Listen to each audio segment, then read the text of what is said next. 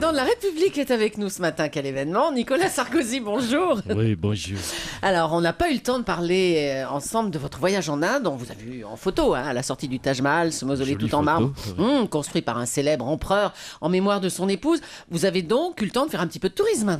Pas du tout, non, la visite du Taj Mahal, c'était tout sauf du tourisme. Ah bon? Non, c'était pour me donner des idées pour notre nouvelle résidence avec Carla. Je reconnais un petit peu à l'étroit l'Élysée. Entre nous, c'est un gourbi. Un palais en marbre de 12 000 mètres carrés, c'est pas une mauvaise idée. Non, j'attends de remonter à 50% les sondages et je me lance dans les travaux. La presse dit que vous n'avez signé là-bas aucun contrat. Ben, on a des accords de principe. Ça veut dire quoi, ça? Qu'en principe, on l'a dans le baigneur. On reçoit maintenant notre ami Jean-Pierre Foucault pour une nouvelle version de sa célèbre émission. Bonjour Jean-Pierre. Oui, bonjour Jolie. Bonjour à tous les candidats de la rédaction, avec aujourd'hui une nouvelle émission qui s'appelle Qui veut paumer des millions et un nouveau sponsor, la Société Générale. Qui veut paumer des millions? Alors, écoutez, dites-nous comment ça va se passer, cette émission. Alors, ma chère Julie, ce sont des questions auxquelles il faut répondre. La seule différence, c'est qu'il n'y a rien à gagner. Vous ne pouvez que paumer. Attention, une question pour toute la rédaction d'Europe 1. Tout le monde peut jouer pour 1 million d'euros, pour paumer 1 million d'euros. Attention, je rappelle, vous ne pouvez paumer que paumer. C'est le principe de Qui veut paumer des millions. On salue notre sponsor, la Société Générale. Alors, on vous y avez va. 1 million d'euros, vous voulez plouf. Vous avez 1 million d'euros.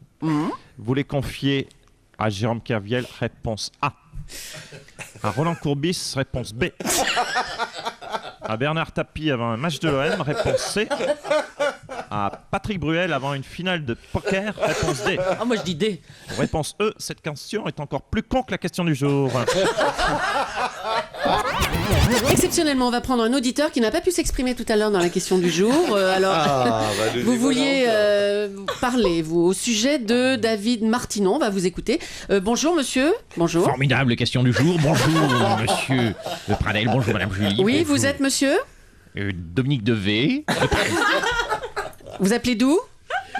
de Paris. De Paris. Alors, Dominique, vous vouliez vous exprimer au sujet de David Martinon. On vous écoute. Écoutez, je trouve inadmissible le lynchage dont est victime monsieur Martinon. Et je vous invite à me rejoindre sur mon blog de soutien qui s'appelle Je ne veux pas encadrer Sarkozy.com. Et j'ai un message pour Jean Sarkozy. Il y a 2 ans, c'est moi qui t'ai piqué ton scooter, petit con. Nous sommes en ligne avec le président Sarkozy. On a vu des images de votre visite en Guyane. Là. Alors, il y a une photo dans le Parisien ce matin, irrésistible. Un village de Guyane où des Français vivent encore à la façon des Indiens d'Amazonie. Tout à fait, c'est très surprenant. D'ailleurs, c'est une très belle leçon pour les Français de la métropole. Les Français de Guyane n'ont rien. Et ils vivent heureux sous des tentes en peau de bête, en se baladant en étui pénien. Et croyez-moi, vu l'état de la croissance en métropole, il va peut-être falloir que nos concitoyens de métropole s'y mettent au dénûment, bien aux tentes sûr, en peau de bête et à l'étui pénien. Oui. Hein, C'est une sympa. seconde, madame Julie, attendez un instant. Qu'est-ce qu'il y a? Ingrid Ingrid Mais enfin, mais qu'est-ce Où que es-tu? Mais monsieur Sarkozy, qu'est-ce que vous faites? Bah écoutez, comme je suis dans la jungle, j'en profite pour chercher Ingrid Betancourt. Oh non. Ingrid! Mais je me dis que comme moi, en ce moment, je suis complètement paumé politiquement. Si ça se trouve, les Farcs, eux, ils sont paumés géographiquement. Ingrid! Bon courage à vous, hein, on sait jamais. 25 ans après, Michael Jackson ressort Thriller, son album mythique en version remixée. Du coup, certaines stars américaines reprennent des standards comme Billie Jean. Mais les chanteurs français ne sont pas en reste. Charles Aznavour a décidé de reprendre les 2 tubes, Billie Jean et Thriller. On l'écoute, Charles Aznavour. 3, 4. Billie Jean is not my lover. She's a girl who claims that they one. 3, 4. Thriller night, cause thriller night, and one gonna save you Ça va from aller, the hein, je beast. crois. About to strike, you know thriller. Merci, Charles Aznavour, ça vous va comme un gant, là. A life inside the killer, Thriller night. par Charles Aznavour. Alors, monsieur Sarkozy, hier dans le journal du dimanche, on a pu lire un Joyeux anniversaire, joyeux anniversaire, Nicolas. Joyeux Monsieur anniversaire. de Villepin. Un petit commentaire, qu'est-ce que vous voulez dire? Non, madame Julie, je Quoi voulais simplement, si vous le permettez, fêter avec un tout petit peu d'avance, il est vrai, le premier anniversaire de Nicolas Sarkozy à l'Élysée. Ah oui, c'est vrai que c'est demain, le 6 mai, demain. Oui, c'est demain, mais comme je ne suis pas sûr qu'il sera encore là demain, je baisse de jour en jour, vous savez, Mme Julie. J'en profite aujourd'hui. Oh, écoutez, monsieur de Villepin, arrêtez les sarcasmes. Alors, loin de moi l'idée de sarcasme, Mme Julie. Je suis au contraire ravi de fêter cet anniversaire. D'ailleurs, j'ai là avec moi un cadeau pour le président Sarkozy. Ah, on peut savoir ce que c'est?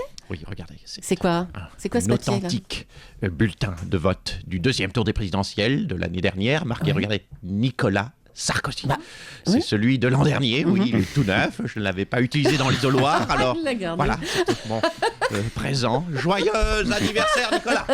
Merci Dominique de Villepin. Alors, je le disais tout à l'heure, hier dans le journal du dimanche, Lilian Thuram a pris position pour les Jeux Olympiques, mais contre le régime chinois et son cortège de répression. Bernard Kouchner, bonjour. Oh là là, c'est laborieux. Oui. Bonjour madame.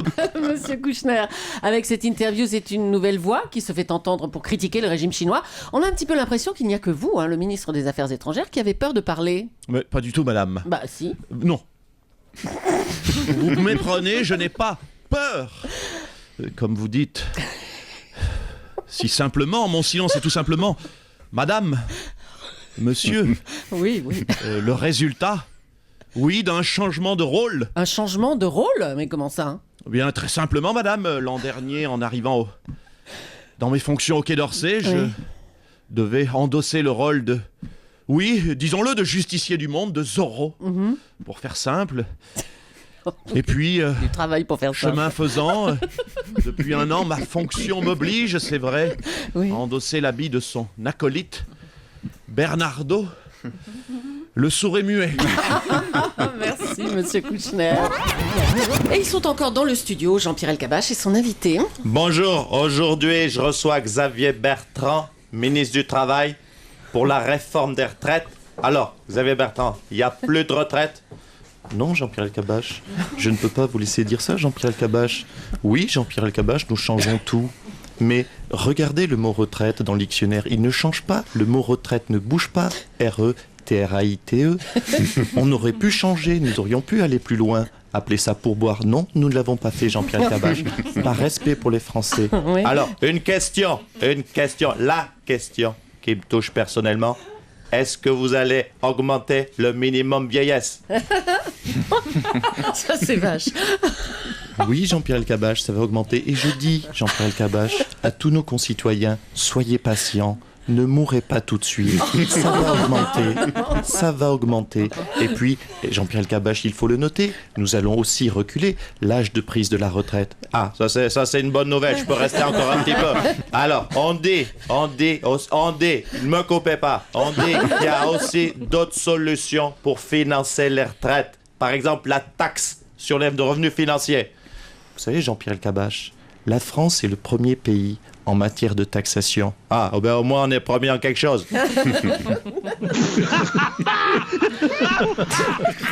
Voilà, prends-en de la graine Canteloup. Une phrase, un rire, bienvenue sur Rire et Chanson. Allez, on va recevoir maintenant le journaliste sportif préféré des Français, c'est Nelson Montfort. Bonjour Nelson. Ouais, bonjour Julie, hello July. Bonjour à toute l'équipe de la rédaction. Hello The Grad Papers. Écoutez, je suis vraiment ravi de vous annoncer cette nouvelle historique pour le tennis français. Mais quoi? Tous les joueurs français, je dis bien tous les joueurs français sont encore en lice dans ce tournoi de Roland-Garros 2008. Mais enfin Nelson, c'est un peu normal, Roland-Garros ça ne commence que lundi. Oui, ben justement, je préfère annoncer la nouvelle maintenant parce que lundi matin, dès 9h, ce sera trop tard. En fait, la solution, ce serait que nos tennisman français puissent s'inscrire à Roland-Garros comme dans les films à Cannes, hors compétition. Et tant que j'y suis, je peux même vous donner les résultats de la finale de Roland-Garros dans 15 jours. C'est Nadal contre Federer en 4-7. Oui. Voilà, le foot, c'est toujours Lyon qui gagne, Bon, le tennis, d'accord. c'est toujours Nadal ou Federer. D'accord. Le bilan, c'est que dans le sport, en ce mais ça moment, va. on s'emmerde dans le sport.